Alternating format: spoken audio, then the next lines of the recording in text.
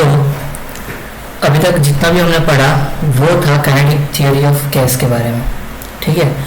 अभी पढ़ते हैं रेडिएशन के बारे में। बेसिकली रेडिएशन के लिए आपको एक इंट्यूशन तो होगा ही पहले से। So it is nothing but the one mode of heat, transfer of heat basically. So as a term radiation refers to one mode of transfer of heat. The term radiation also refers to continuous emission of energy from surface to any body because of its thermal energy. This emitted energy is termed as a radiant energy, okay, and is a form of the electromagnetic wave. जो सन की गर्मी हम फिर महसूस कर पा रहे हैं वो रेडिएशन की वजह से होता है, ठीक है। तो वो कैसे ट्रांसफर हो रही है, वो इलेक्ट्रोमैग्नेटिक वेव्स से ट्रांसफर होती है, ठीक है। So the process of transfer of heat bye radiation does not require any material, ठीक है, material medium, since electromagnetic wave travel through vacuum also, ठीक है। इसीलिए वो अर्थ के सरफेस के बाहर सन होने के बावजूद हम उसकी गर्मी फील कर पाते हैं। वहाँ पे कोई स्पेस में ऐसा कोई सब्सटेंस नहीं है जहाँ से वो कोई भी वो वैक्यूम है बेसिकली हमारे लिए फिलहाल के लिए, जस्ट अज्यूम, ठीक है। नॉट एक्जैक्टली वैक्यूम है, बट कहने का मतलब है कि अगर वैक्यूम है तब भी आपका हीट ट्रांसफर हो सकता है अगर आपका हीट ट्रांसफर का जो वे है वो है रेडिएशन, ठीक है। So the transfer of heat can be possible even in vacuum when you talk about the radiation. So the electromagnetic radiation emitted by the bodies which are at high temperature with respect to the surrounding is nothing but the thermal radiation. ठीक है. So let's talk about let's try to look at the same thermal radiation in more detailed way. ठीक है. So the interaction of thermal radiation and matter. Whenever thermal radiation falls on a surface of an object, some part of a heat energy is reflected and some part of energy is absorbed in the remaining part is and the remaining is transmitted. इसका example है, गर्मी अगर धूप में आप खड़े रहते हो तो आपको थोड़ा गर्मी फील होता है, ऐसा तो नहीं है सन की सारी गर्मियाँ फील कर पा रहे हो, ठीक है। अब छोटा सा एग्जांपल है, जैसे कि अगर आप सनलाइट में 4 अलग अलग कलर के टेबल ऐसे कुछ भी बॉक्स रख दो या फिर कोई सैंपल रख दो, स्क्वायर प्लेट रखती है, ठीक है। तो लेट्स सपोज ग्रीन है, ब्लू है, ब्लैक है, वाइट है। अगर आप 1 घंटे के बाद चेक करोगे उसका टेम्परेचर, हर एक का टेम्परेचर अलग होगा। क्यों? क्योंकि depending on the different colours also they have the different capability of absorbing the heat, and जो जितना एब्जॉर्ब कर पाते करते हैं, बाकी का वो क्या कर देते हैं, रिफ्लेक्ट कर देते हैं। सो अगर हम total thermal energy incident on the surface अगर जितनी आ रही है वो सारे थर्मल एनर्जी को अगर मैं बोलता हूँ capital Q, so capital Q is totally divided in mainly 3 part. One is जितना हीट एब्सॉर्ब किया, कितना रिफ्लेक्ट किया, कितना ट्रांसमिट किया, ठीक है। So Q is equal to Q A plus Q R plus Q T. अगर पूरे इक्वेशन को Q से डिवाइड कर दिया तो क्या आ जाएगा, Q A by capital Q, Q by capital Q, Q T by capital Q.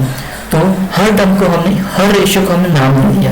एक को स्मॉल ए दे दिया एब्जॉर्ब के लिए, ठीक है। रेडिएशन के लिए क्या, रिफ्लेक्शन के लिए क्या दे दिया हमने, स्मॉल आर, और ट्रांसमिसिबिलिटी के लिए हमने दे दिया T R. So A plus R plus T R is equal to total should be always 1.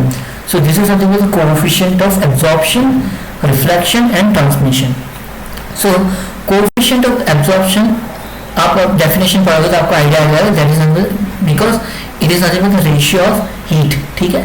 चल, सो इफ आई से ये जो कोएफिशिएंट है उसमें R 0 है, एक केस ले लेते हैं जहाँ पे R 0 है। R 0 मतलब क्या हम बोल रहे हैं, रिफ्लेक्ट, बिल्कुल रिफ्लेक्शन नहीं आ रहा, ठीक है।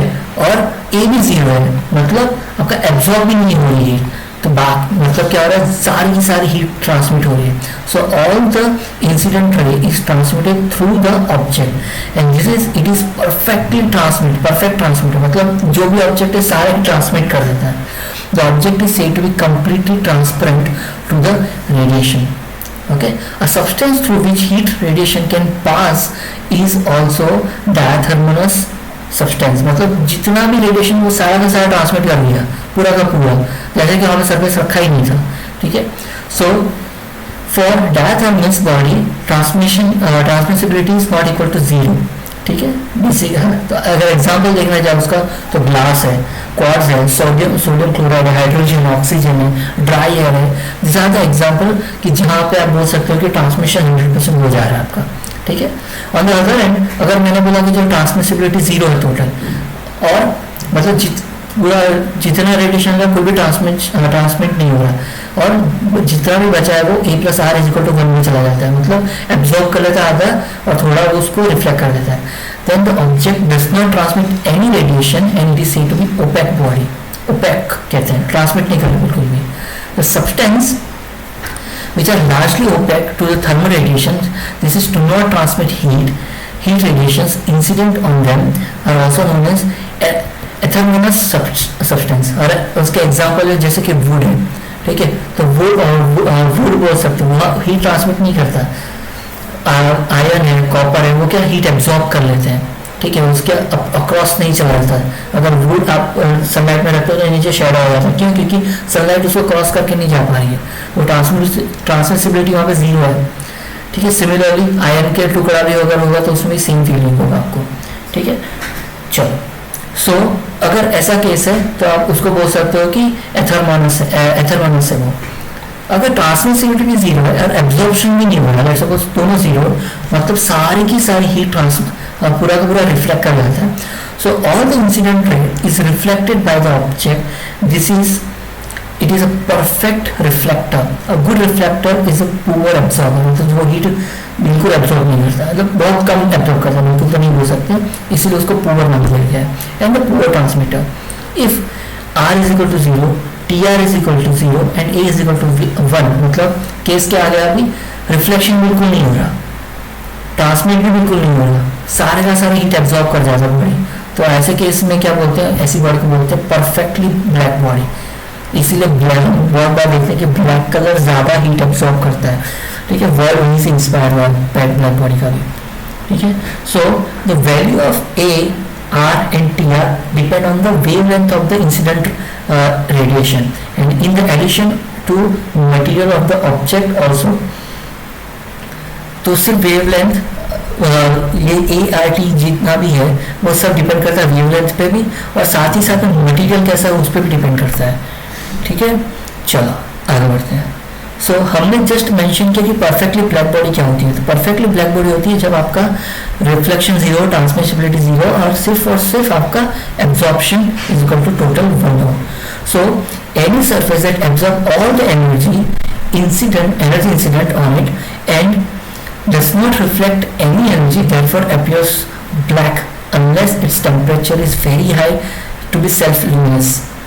So lamp black or platinum black or lamp black or platinum black that absorb 97% of incident radiant heat resemble the perfectly black body, ठीक है।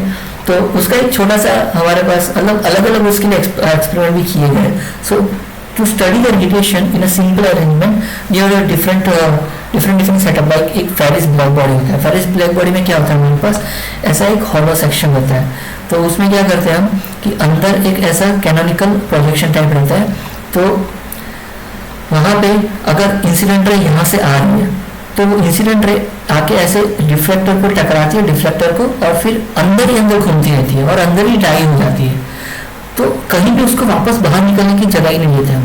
तो ये डबल वॉल है और ये सिल्वर पॉलिश्ड सरफेस है, ठीक है, और अंदर वाला जो है कैनोनिकल प्रोजेक्शन है। और जो सरफेस है वो कोटेड इन लैम्प ब्लैक है, मतलब क्या हो रहा है, हम ट्राई कर रहे हैं कि जो भी इंसिडेंट रह रहा है अंदर ही अंदर वो उसको एब्जॉर्ब कर ले, ठीक है, और ये इवैक्यूएटेड स्पेस है, ठीक है। So this is nothing but the Fery's black body. अब इसमें हम ये जो सरफेस इसने यूज किया ये स्फीयर है, ठीक है। एट द सेम टाइम एक और कंस्ट्रक्शन पॉसिबल है, विंग कंस्ट्रक्शन, जो जिसने सिलिंड्रिकल बॉडी यूज किया था, ठीक है। चलो आगे बढ़ते हैं। So similar working can be achieved using the cavity radiator that consist of block of material with internal cavity. The inner and outer surface are connected by the small holes, and the radiation falling on the black falling on the block that enter through that small holes and cannot escape back to it. मतलब वो holes के अंदर से वो light चली जाती है, वापस वो escape नहीं कर पाती है. So the block is heated to high temperature, thermal radiation is emitted. This is nothing but the cavity radiation, and it is resemblance with the radiation emitted by the black body. So its nature completely depending on the temperature of the cavity walls and not on the shape and size of the cavity. Remember this. ठीक है, चलो. So emission of heat radiation. So ये थोड़ा describe किया है उसको, हम थोड़ा उसको डायरेक्टली चलते हैं कि कोई भी black, please read this part because this just for the information. You can understand entire scenario with this. So all the bodies radiate electromagnetic radiation where the temperature is above the absolute zero of temperature. ठीक है. So यहाँ अभी तक जितना भी तुम इसमें देखते हो वो जितना भी है वो एब्सोल्यूट जीरो टेम्परेचर से ज़्यादा उसका टेम्परेचर है. ठीक है, चलो. So amount of heat radiated by a body is depending on mainly on absolute temperature of the body, nature of the body कि वो कैसा है मटेरियल उसका. ठीक है, पॉलिश्ड है नहीं है, सरफेस एरिया उसका कैसा उस पर डिपेंड करता है, and time and duration of the body which emit the radiation. इसीलिए जब आप सोलर पैनल देखते हो, सोलर पैनल बहुत पॉलिश्ड होती है. ठीक है, और कई सोलर पैनल के ऊपर ग्लास लगाया जाता है. ठीक है, क्यों? क्योंकि ग्लास वो सीधा उसकी ट्रांसमिसिबिलिटी, ग्लास की ट्रांसमिसिबिलिटी 1 है, वो पूरा पूरा ट्रांसमिट कर देगा रेडिएशन को. ठीक है, और वो सीधा जाएगा सोलर पैनल पे. ठीक है, और फिर वहाँ पे हम एनर्जी सेव करते हैं. चलो. So the amount of heat radiated capital Q is directly proportional to the surface area and time duration. यहाँ से आप इक्वेशन बना सकते हो कि अगर मुझे रेडिएंट पावर निकालना है तो radiant power is nothing but the amount of heat पर एरिया इनटू टाइम. ठीक है, चलो. सो पर okay, time duration basically, sorry. So capital R is nothing but capital Q by A T. अगर आप इसका डायमेंशन निकालोगे तो क्या आएगा? m0 m1 t⁻3. So the nature of emitting surface, this is its material और polishing is not physical quantity. ठीक है, हेंस अगर आपको डिस्कस करना है इसके बारे में ज़्यादा तो आपको जियोमेट्रिकल शेप और उस पर भी ध्यान देना पड़ता है. चलो. So let's go in more detail कि कोएफिशिएंट ऑफ एमिशन और एमिसिविटी अगर वो पता करना है तो so the coefficient of emission और emissivity given surface is ratio of the emission power capital R to the surface of emission power of surface to emission power capital R B of perfectly black body. मतलब हम क्या कर रहे हैं, बस surface जो अपना सरफेस है उसका पावर के साथ ब्लैक बॉडी का पावर हम कंपेयर कर रहे हैं. सो उसी से पता चलता है बेसिकली, क्योंकि ब्लैक बॉडी में हाईएस्ट पावर होता है. करेक्ट. सो से पता चल जाएगा कि एमिशन आपका कोएफिशिएंट एमिशन क्या है. तो बेसिकली क्वांटिटी मिलती है हमें, जिससे हम बता सकते हैं कितना एमिसिविटी है. So that is defined by small is equal to capital R by capital R B. अगर जो आपकी बॉडी है, सरफेस बॉडी है, वो भी ब्लैक है तो R B by R B क्या हो जाएगा 1. और अगर रिफ्लेक्टर है मतलब एमिशन बिल्कुल नहीं हो रहा तो E इज इक्वल टू 0. ये एक मार्क में आता है. परफेक्टली ब्लैक बॉडी के लिए ये E इज इक्वल टू 1 है और रिफ्लेक्टर बॉडी के लिए E इज इक्वल टू 0 है. ठीक है, so please remember this.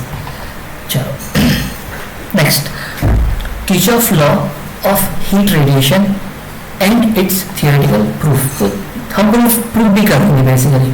So Kirchhoff law क्या कहता है? So let me go statement by statement here. बहुत इजी पार्ट है ये समझना भी.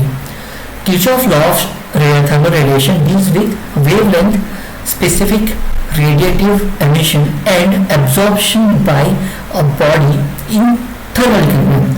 ठीक है, तो यहाँ पे इतना तो हमें पता चला कि किर्चॉफ लॉ वेवलेंथ के साथ डील करेगा और एब्जॉर्प्शन बॉडी का कितना हो रहा है उस पर डील कर रहा है और कब थर्मल इक्विलिब्रियम में होता. So state that at a given temperature the ratio of emission power to coefficient of absorption of a body is equal to the emissive power of a perfectly black body at the same temperature of all wavelength. ठीक है. So since अब आप इसको थोड़ा properly देखने जाओ तो आप उसको बोल सकते हो कि यहाँ पे सिर्फ और सिर्फ समझने के लिए आपको ब्लैक बॉडी को अच्छे से समझने की जरूरत है. ठीक है. So let me try to express in a different way कि Kirchhoff's law can be also stated as for a body emitting and absorbing thermal radiation in thermal equilibrium, the emissivity is equal to the absorptivity. मतलब जितना emission हो रहा है उतना ही absorption भी हो रहा है. समझ रहे? सो सिंबलिकली अगर मैं उसको बोलने जाऊँ तो small is equal to small, मतलब जितना एमिसिविटी है आपका उतना ही आपका एब्जॉर्प्शन है, और दोनों किस पे डिपेंड कर रहा है, वेवलेंथ. इसीलिए बेसिकली आप बोल रहे हो A lambda is equal to A of lambda is equal to E of lambda. Thus, if body has a high emission power, it means absorption is also low. If body has a low emission power, absorption is also low. ठीक है. चलो तो इसको prove करते हैं. So let's say capital R with the emissive power of a body, any body A, and R is the emissive power of black body, and A with the coefficient absorption of body A. ठीक है. If capital Q is a quantity of radiant heat incident on each body in unit time, capital Q2 is the quantity of radiant heat absorbed by a body capital A. correct? तो heat absorb कैसे बोल सकते हो, capital total heat absorb कैसे बोल सकते हो, it is something like A times of capital Q. So as a अभी मुझे मिल गया कि आपका जो heat total heat quantity of radiant heat incident वो कितना है, it is quantity of radiant heat absorbed by the body is nothing but the A times capital Q. ठीक है. चलो, so quantity of radiant heat absorbed by the body is nothing but the same as the quantity of heat emitted by the body. correct? जितना वो absorb कर रहा है उतना ही वो emitted कर रहा है. that is nothing but the Kirchhoff's law. so AQ is equal to capital R. so for the perfectly black body Q क्या हो जाएगा आपका RB. correct? so if you just divide this or if you just rewrite it, ARB is equal to AR. ठीक है. so A is equal to R by RB and that is nothing but emissivity. so capital small is equal to capital R by small rb. now you prove that A is equal to small a. ठीक है. चलो आगे बढ़ते हैं. so this is one example जहाँ पे spectral distribution of black body radiation के बारे में डिस्कशन किया. मतलब ब्लैक बॉडी पे अलग अलग वेवलेंथ पे उसका पावर पे क्या इफेक्ट होगा अलग अलग टेम्परेचर पे. ठीक है. So this is just explanation given very promising way. So I wanted to read this part. This is very easy to understand from the diagram. So please read all these 6 statements. If you don't understand this 6 statement by looking at the figure, then please let me know. I will upload a different video for that. ठीक है. But I am assuming कि अगर आप एक एक statement अगर ढंग से पढ़ोगे तो आपको सीधा डायग्राम समझ में आएगा. जस्ट रिमेंबर वन थिंग कि यहाँ पे हम बात क्या कर रहे हैं, अलग अलग वेवलेंथ पे रेडिएंट पावर का क्या इफेक्ट होता है एट पर्टिकुलर टेम्परेचर्स. सो पहले हमने 3000 केल्विन लिया, टेम्परेचर बढ़ाते गए. बस जैसे जैसे टेम्परेचर बढ़ाते गया आप देख रहे हो लैम्डा मैक्स भी चेंज हो रहा है. ठीक है. So that's what they are talking about here. This is very helpful when you have very big setup और यहाँ पे आपको रेडिएंट पावर के बारे में पता करना है. ठीक है. चलो, so let me move to the wind displacement law. तो विंड